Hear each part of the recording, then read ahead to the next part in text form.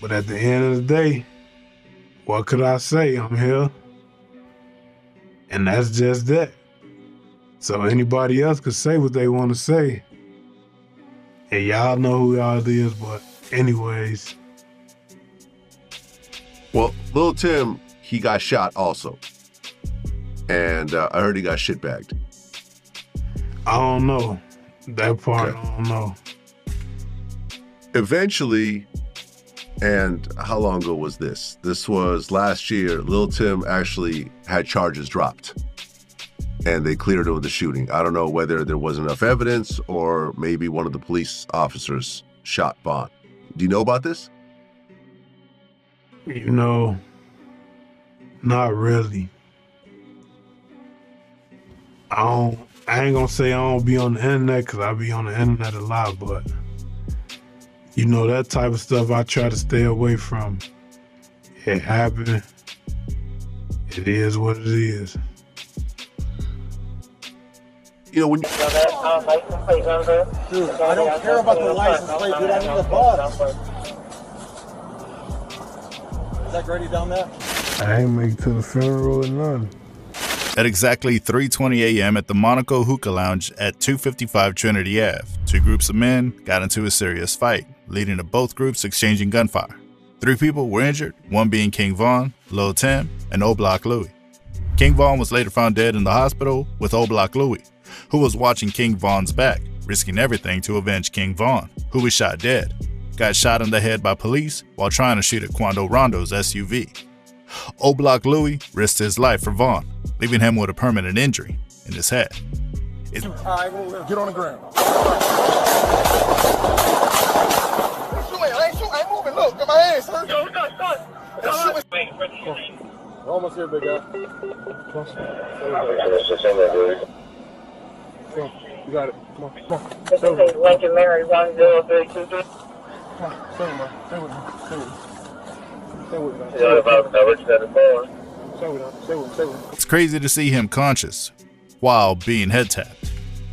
The cops talking to him and trying to keep him alert probably helped too. Some argued it was a miracle, while others said it was his adrenaline, as Louie was chasing on foot and shooting at Quando's Durango when they took off west on Trinity Ave. He ran from the parking lot across from the hookah lounge, and that's when he was shot in the head. In this clip, he's still on the opposite side of Trinity Ave from Monaco, but closer to the corner of Trinity and Ted Turner Road.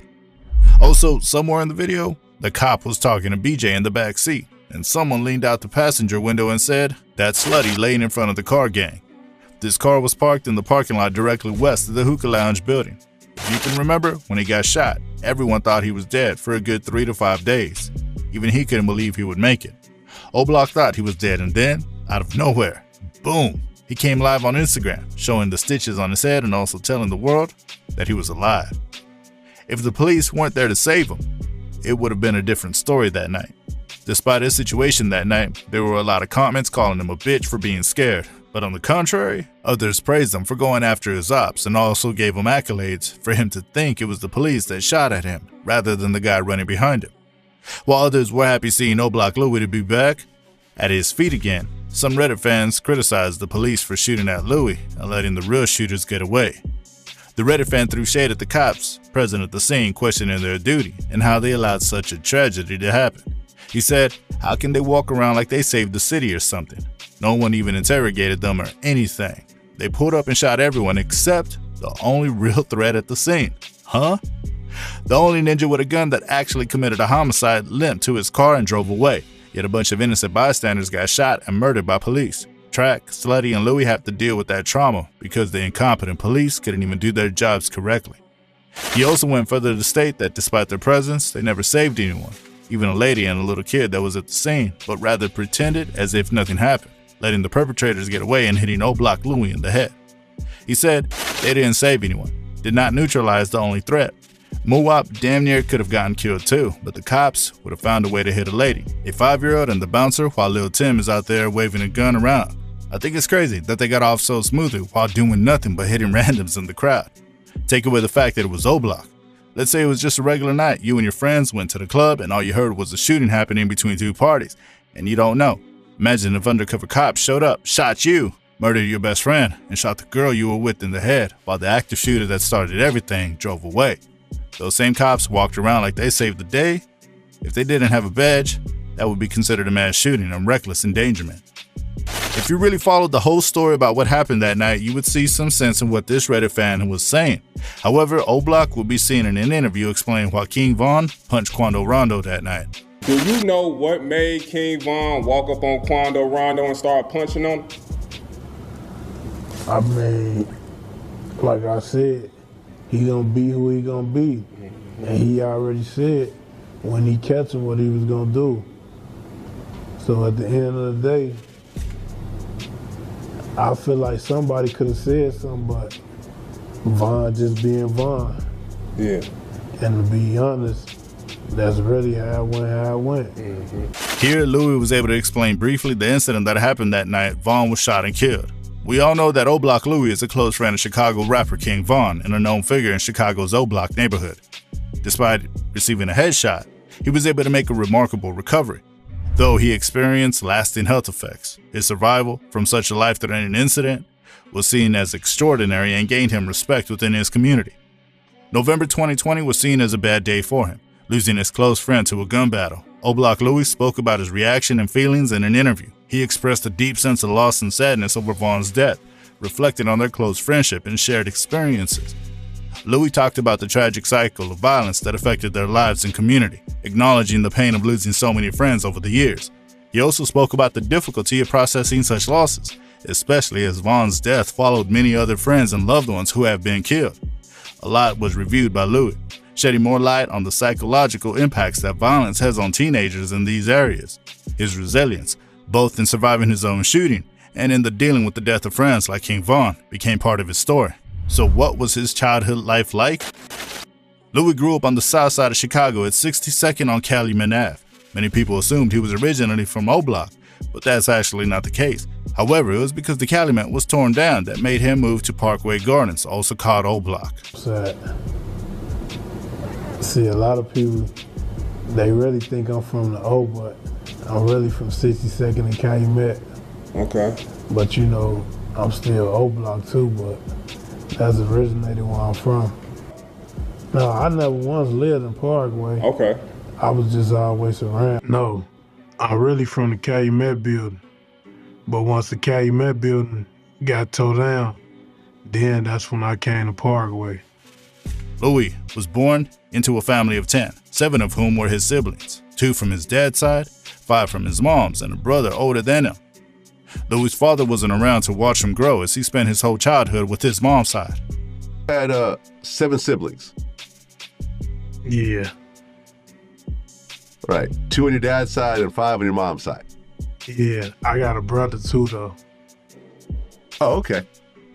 Okay. So, what was that like growing up? Were both your parents around or you grew up with just your mom? I mean, I grew up with just my mom. But my daddy was in the mix, but you know, I grew up with my mom. My daddy side, and I got 5 on my mama's side. And then I got a brother that's older than me. At a very young age, like that of many from the area, was shaped by the realities of living in a community affected by poverty, gang violence, and limited economic opportunities. Parkway Gardens, commonly known as Oblock, has long been associated with violence and gang activity, impacting the lives of teenagers like Louie from an early age, even though he was not born and brought up there.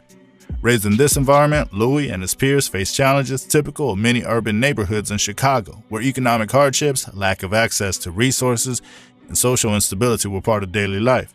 Many young people in Oblock, including Louie, grew up without stable, positive role models and often saw other individuals around them involved in street life. These influences led some into gang affiliations and shaped their worldview, leading many to feel that survival required adapting to the conditions around him. At that young age, he was involved in gang activities like police chases, jumping off the porch, and many other gang-related habits. In his words, he was always that kid who did things he did and also couldn't remember the exact age he jumped off the porch because he was into the streets. Around what age did you jump off the porch and get involved in the streets? To be honest, I can't even tell you that because it's like, I just always been me. Yeah. So I can't even really give you no exact answer like when I jumped off the porch, because I always been in it. During his childhood, Louie formed friendships with other kids from the neighborhood who later became well-known figures in Chicago's drill music scene, like King Von and Chief Keef. Louie and Von crossed paths in 2009 when he moved to Oblock, and they instantly connected. Louie also said he couldn't explain how Von became a generous dude. He said Von would do stuff for people out of the kindness of his heart without expecting anything in return.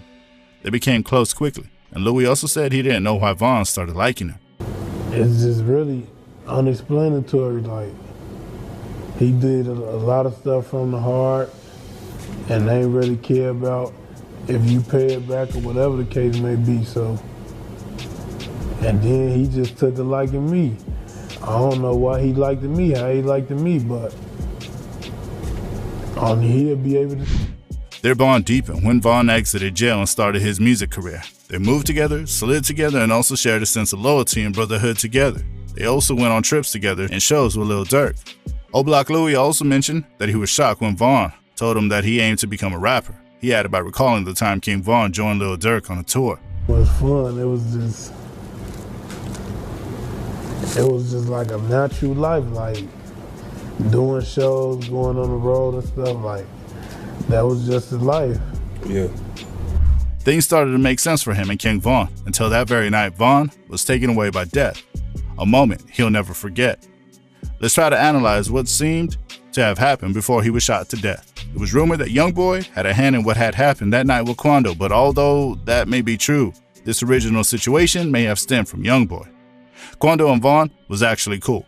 There's a video backstage of Quando and Von cooling with each other, and on camera Quando can be seen dissing 063 and saying F them.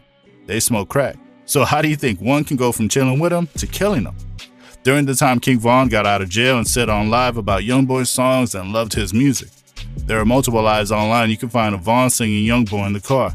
However, something must have gone wrong behind the scenes that we'll never know about. But a live came out one day where King Von was in a car playing YoungBoy and he said, "Man, what the F is YoungBoy talking about, man? He ain't like that. You got caps in your raps." Although taken as a joke by many, this was where the problem started. YoungBoy talking about on this song, bro. What? You talking crazy on this man. Oh, yeah? He ain't even like that. Oh! On his ass now. On his All that ass. cap. While others were speculating the reasons behind that review of YoungBoy's song from Von after he had been seen vibing to it on live videos, some believe it stemmed from Von reaching out for a feature and giving love when YoungBoy gave none in return. Things would later turn sour when Von posted half a picture of Jonya and told him on IG that didn't clearly show her, but did enough to let everyone know it was her. Things would boil over, and Jonya tried to calm it down by saying that they were doing a song, but the damage was done. Hours later, YoungBoy posted a picture with a caption saying, "I'ma have my son fuck your daughter since you trolling, bitch." YoungBoy added by releasing a snippet with Asian Doll, that's Von's ex. Von will reply on Twitter with various amounts of tweets stating, "That new shit y'all got garbage. Try again, MF. And I got some shit on y'all baby moms that would make you not want to claim your kids and shit." While these online feuds was going on, Reese and Von were already trolling Quando, YoungBoy's signee, behind the scenes, saying a lot of negative words towards his music career, and Reese even said he wanted to see what all the tough shit is about when he sees Quando. Their beef lasted for a period of time, giving people the impression that the beef was about females. However, YoungBoy on the other hand took females serious, and there's even stories of Boozilla and him being into it over a female.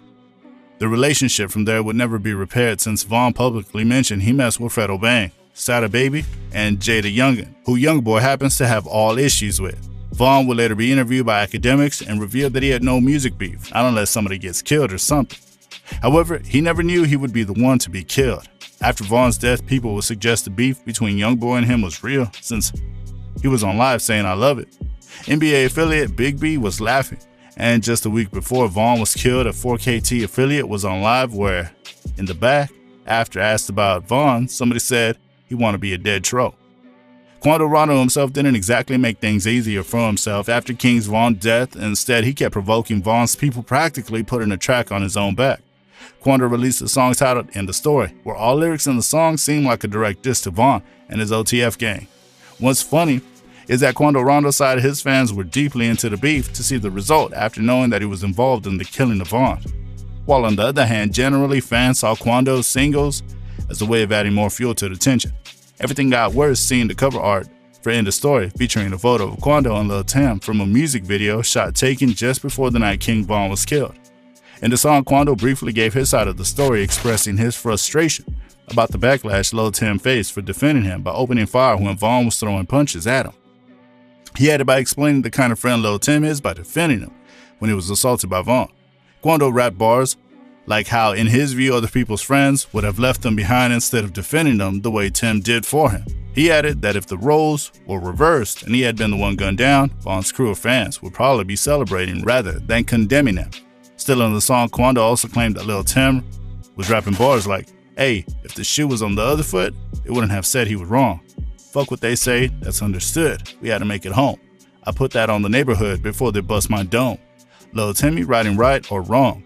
I don't give a fuck how no one feel. My mans ain't doing nothing wrong. And if your mans wouldn't have did the same, you need to stop fucking with him." Quando didn't stop there as he continued to drop straight shots at Von and his crew. One of the most disrespectful lines in the song was when he said, "Blood on your brother on the ground, gon' pick your mans up. Damn right, we're screaming, self-defense. He shouldn't have never put his hands on me. Look at the footage, that's all the evidence. See them pussy ninjas shouldn't have run up on me. Who the fuck said that I was hiding? I'm still riding around with them bands on me. And to set the record straight, I ain't never had no show inside the A, million on my head. That's what they say. That's all you got? Bitch, make it 8. Come run up on me, bite the bait. 30 clip on me, jump out, shake. That shit a shame. I'ma live this way till they put me in my grave." To explain further, Quando claimed self-defense that Von shouldn't have put his hands on him, and also saying $1 million bounty was placed on his head after that incident. The ongoing feud got even worse to the point where Quando Rondo had to cancel his show that was supposed to happen on November 28th in Georgia. It was rumored that Lil Durk had bought up all the tickets to Quando's show. While it might have seemed to be Quando's way of avoiding to be gunned down, he ultimately canceled the show. Even rapper 600 Breezy took to Instagram to challenge Quando to stop canceling shows and dared him to perform his song, End of Story live. Lil Durk and his crew were looking for an opportunity to slide in for Von and Slutty, plus Oblock Louie was grazed in the head. However, the OTF crew were happy to see Louie back to his feet, though having a permanent scar on his head. Louie was a loyal ninja, ready to do anything for his homie, and all we can see to prove when he was trying to slide on who shot Von that night. The relationship was not only friendships, but also support systems in an environment where trust was essential for survival.